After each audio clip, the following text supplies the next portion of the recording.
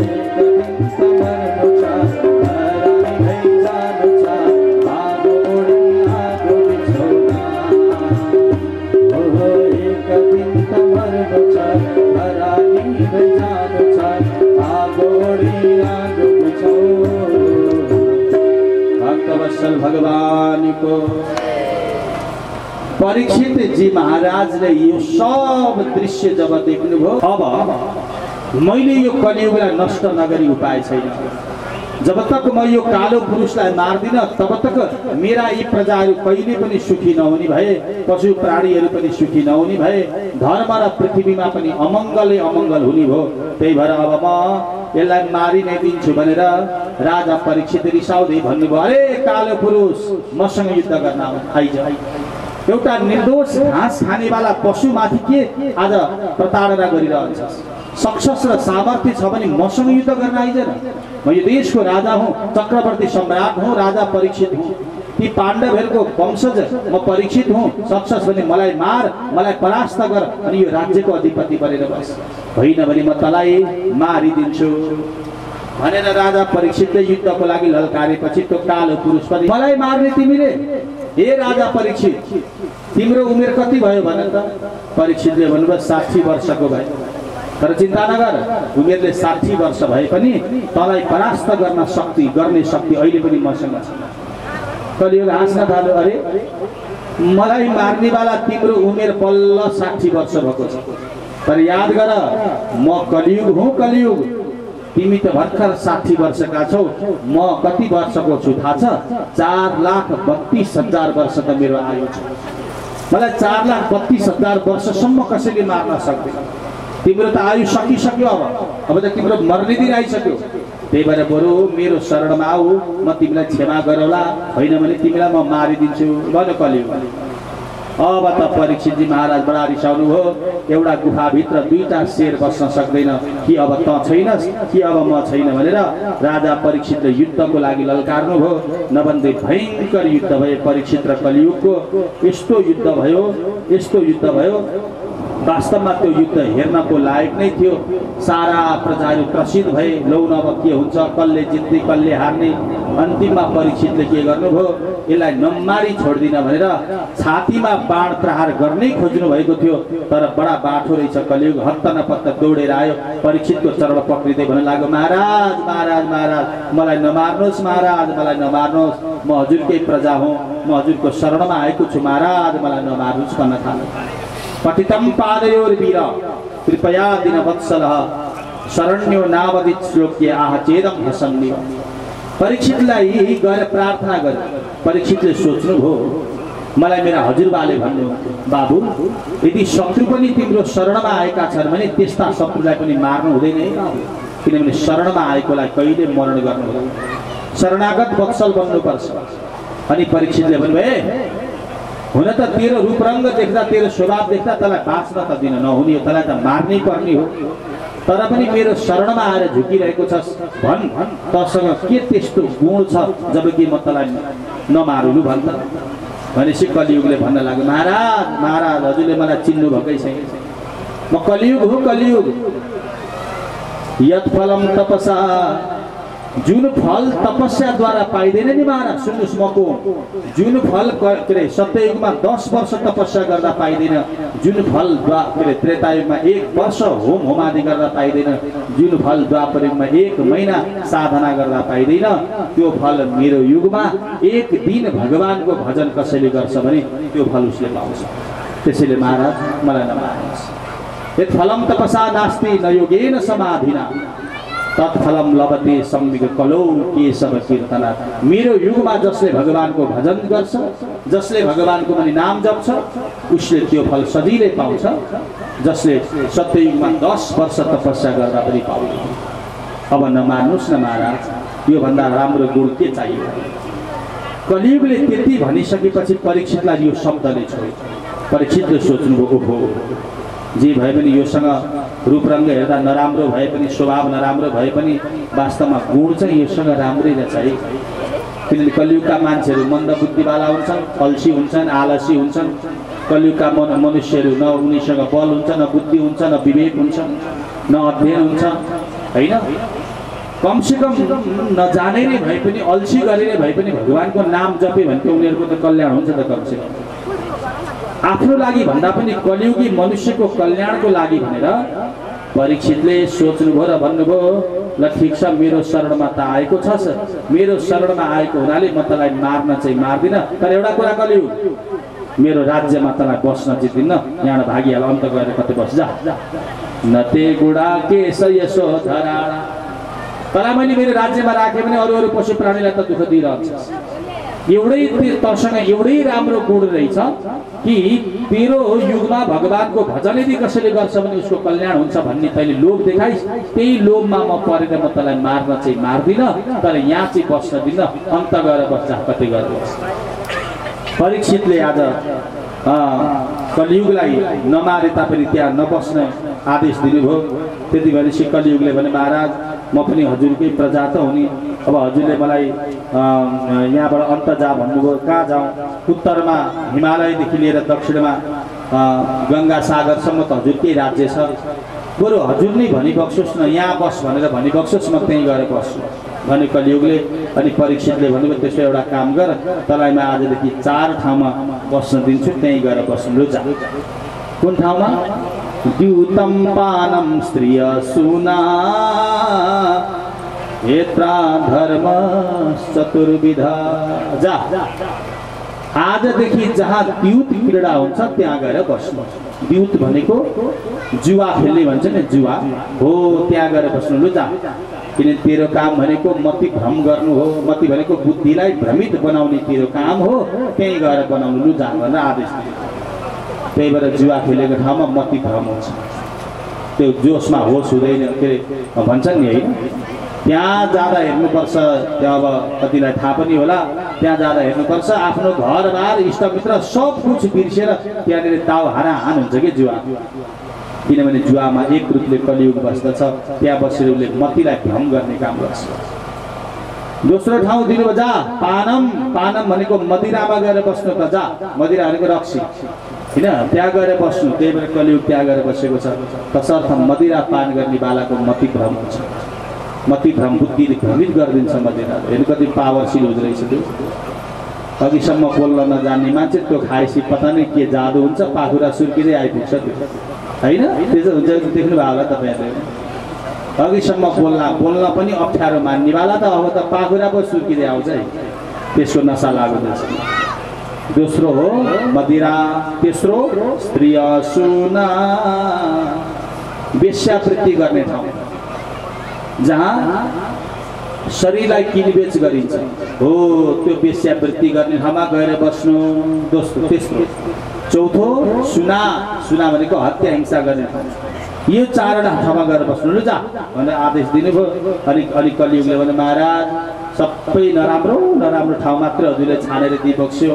हजुरको राज्यमा यो चारवटा ठाउँलाई कसैले पनि स्वीकार गर्दैन। म एक्लै धुमधुम्पी बस्नुपर्छ। मलाई पनि अलि धेरै मान्छे भएको ठाउँमा बस्न मन लाग्छ।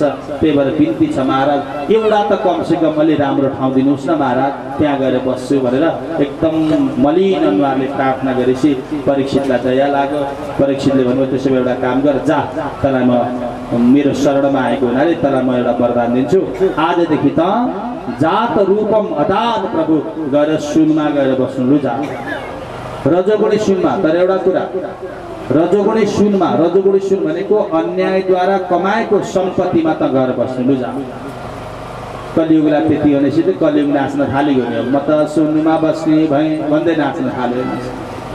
यो दुई प्रकारको सम्पत्ति हुन्छ, एउटा न्यायोर्जित सम्पत्ति, एउटा अन्यायोर्जित सम्पत्ति।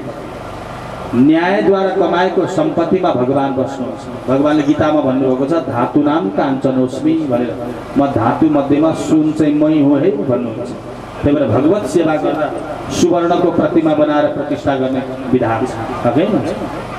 धातु मध्येमा सुन म हुँ भन्नुहुन्छ भगवान। कलियुग भन्छ नै सुनमा त म बस्छु भन्छ फेरि कलियुग। त्यसको मतलब के त? अन्यायद्वारा आर्जन गरिएको सम्पत्तिमा कलियुग बस्दछ, न्यायद्वारा आर्जन गरिएको सम्पत्तिमा भगवान बस्नुहुन्छ। भगवान बसेको सम्पत्तिले सत्कर्म गर्न प्रेरणा दिन्छ, तर कलियुग बसेको सम्पत्तिले दुष्कर्म गर्न बाध्य बनाउँछ। त्यही भएर हेर्नुहोस्, सम्पत्ति एक यस्तो चिज हो जसबाट सत्कर्म पनि भइरहेको छ, तिनै सम्पत्तिले दुष्कर्म पनि भइरहेको छ। त्यो हजुर हामीले देख्दैछौँ, भोग्दैछौँ।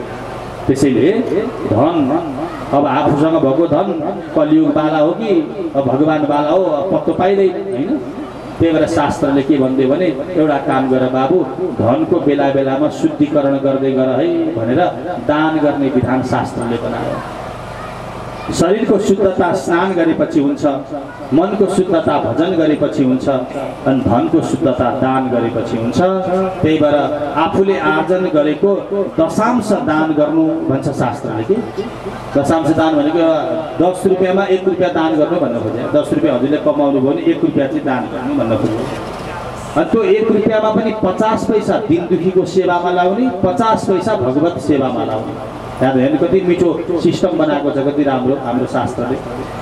त्यो 10 रुपियाँमा 1 रुपियाँ हजुरले निकालेर 50 पैसा दिन दुखीको सेवा, 50 पैसा भगवत सेवामा लाउनु भयो भने बाँकी भएको 9 रुपियाँ जो छ नि त्यसको शुद्धिकरण हुन्छ र त्यो 9 रुपियाँमा भगवानको वास हुन्छ।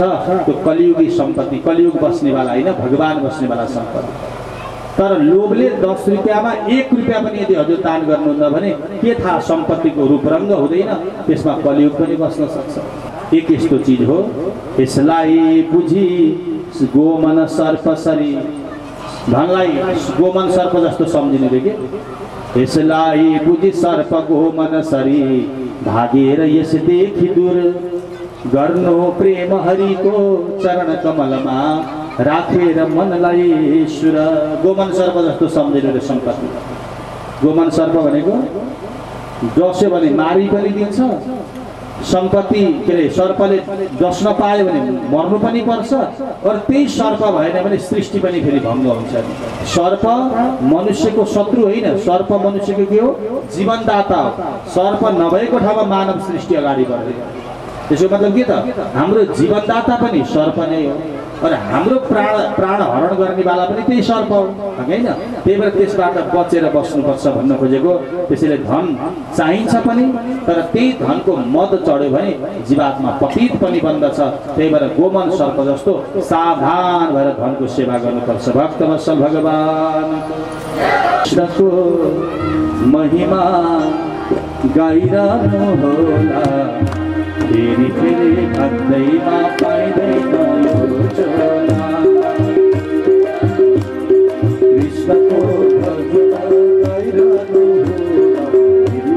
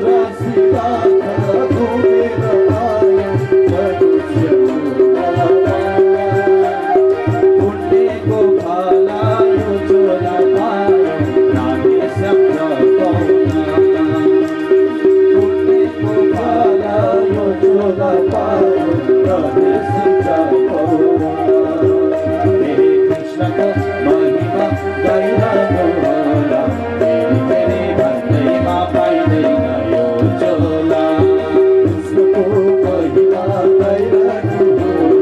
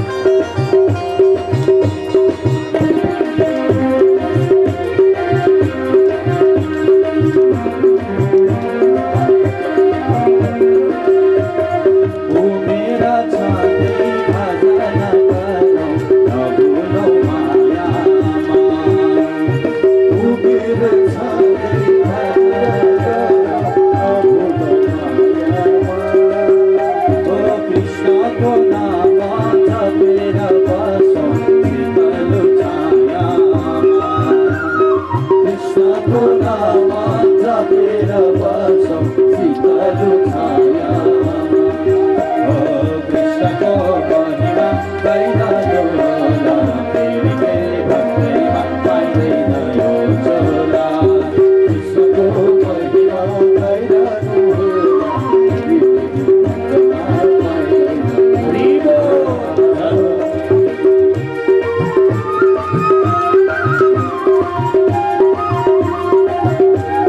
Radhe